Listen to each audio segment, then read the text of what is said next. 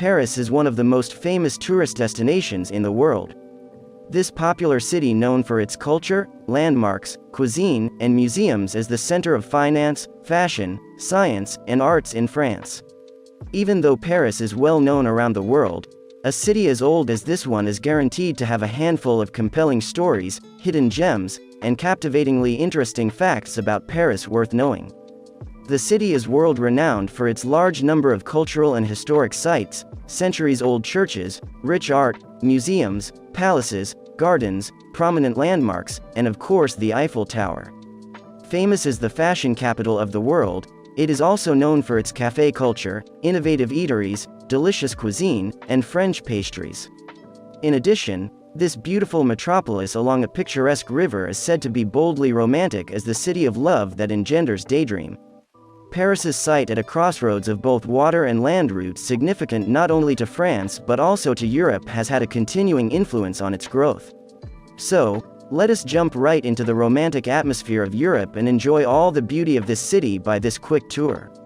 What are the best hotels in Paris? An estimated 1,800 hotels in the City of Lights, La Ville Lumière, should satisfy all budgets and expectations. But Paris is also an expensive city. There are many of the most beautiful hotels in the world, but at prices unfortunately unaffordable for most ordinary people.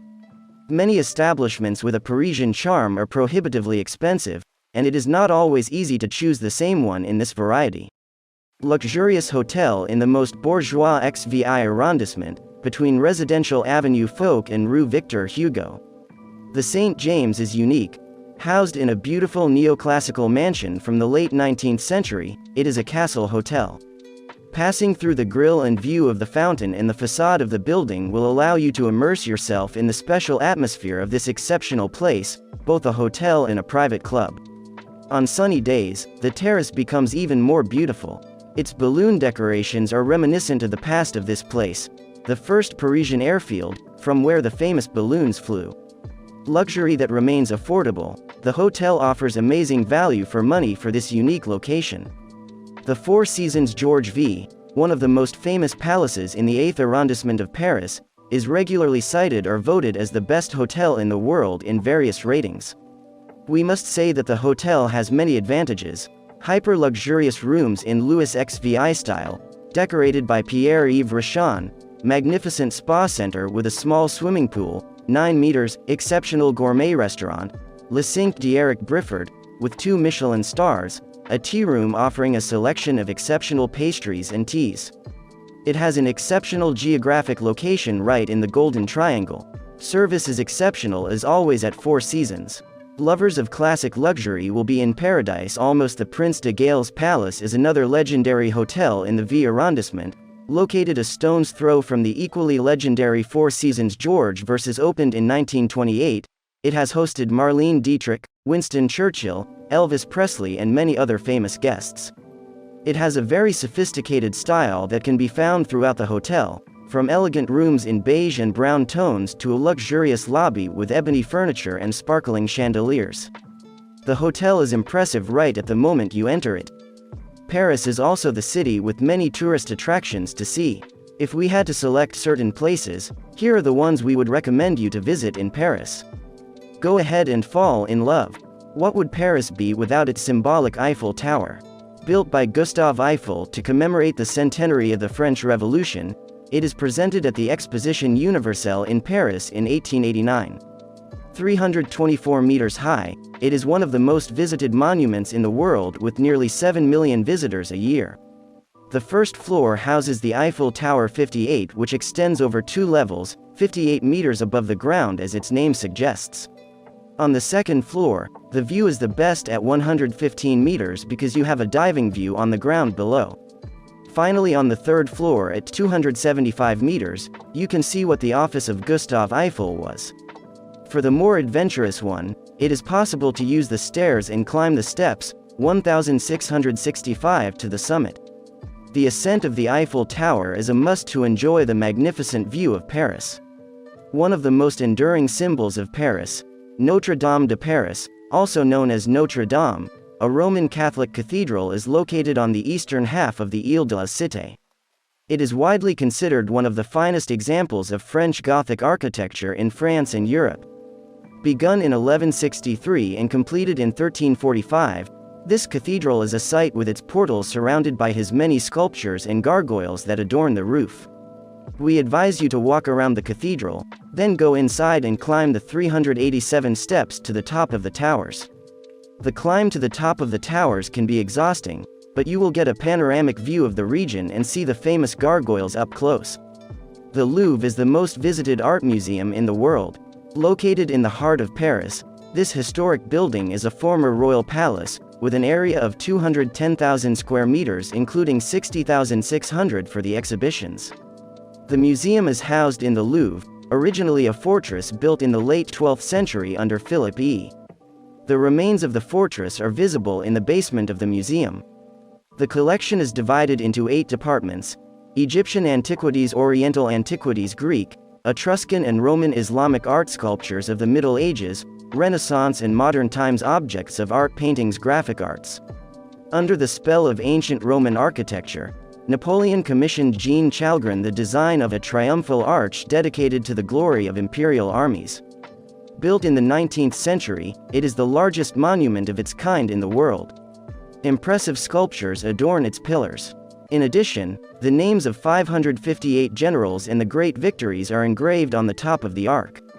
Under the Arc de Triomphe is the tomb of the unknown soldier of France. The panoramic terrace above the door offers a beautiful view of Paris. 50 meters high, 45 meters wide and 22 meters deep, the Arc de Triomphe is located on the Place de l'Étoile, which leads to the Champs-Élysées, which is nicknamed the most beautiful avenue in the world. It stands on 1.9 kilometers between Place de la Concorde and the Arc de Triomphe. There are many luxury boutiques: Louis Vuitton, Cartier, Guerlain, Montblanc, places of entertainment, Lido, cinemas, famous cafes and restaurants, Fouquet's. And after such a long way you will have to eat something. There come our advices again. Let's check where can we eat out. With so many culinary options in Paris, it can be hard to find the best places to eat without falling into overpriced tourist traps, especially when visiting for the first time. Insider's food video producer Heron R.O. recommends going to the Braise Café, a Japanese fusion restaurant famously known for its crepes and galettes. The owners are Japanese and French, so they offer different flavor options that you wouldn't find in just any creperie, R.O. told Insider. At Braise, you get yuzu, Japanese citrus, flavors and different Japanese flares, which I appreciate. Of the 2 creperies we visited, this was our favorite because of the freshness and versatility of ingredients, she said, adding that the place is also a hit with locals. Locals and tourists alike flock to Du Pain at des Idées for its bread and wide selection of pastries. You can go to any cafe in Paris for breakfast, the croissants are all good, so you can't really go wrong, R.O. said. But I wanted to go to the Crème de la Crème, and Du Pain at des Idées kept coming up on top-rated lists of places to visit. R.O. said the bakery has a vintage feel to it, with artwork lining the walls and ceilings.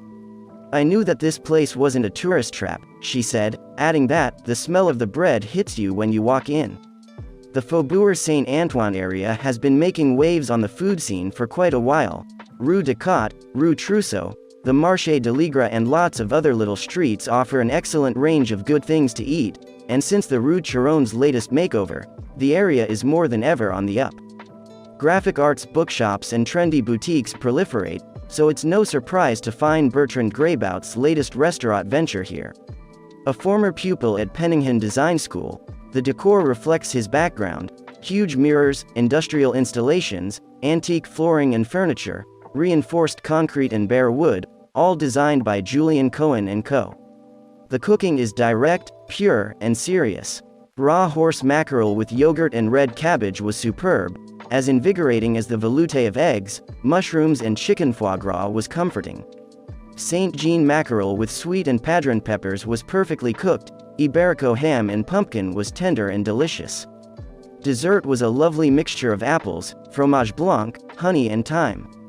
It's all topped off with charming service in a lunch menu at €26 including a glass of wine. When we visited, Romorantin 2010 by France Saumon or an Argentinian. Evening menu at €55. Just minutes away from the Rue des Rosiers and the ever popular As du Falafel, Miznen has wisely decided to stick to what it does best, pita sandwiches, rather than try and compete with its chickpea cooking neighbors. The original restaurant in Tel Aviv has been winning over customers for some time, and the Parisian branch follows the same formula, a charmingly basic decor featuring lots of boxes of fruit and vegetables, the same warm atmosphere, the same dishes cooked under the direction of head chef Ayel Shani. It's a little more expensive than you might find elsewhere, but streets ahead in quality. The cooks, mostly Israeli natives, chop chicken and meat right in front of you at the sparkling clean counter. With a cup of free mint tea and some spicy sauces, you can get stuck into chicken pita, lamb kebab and steak with things like grilled cauliflower or sweet potato, takeaway or eat in. If you are lucky enough to find a seat in the packed dining room, grab it quickly and enjoy the welcoming vibe. Before this video ends, we want to thank all our viewers and subscribers for following us.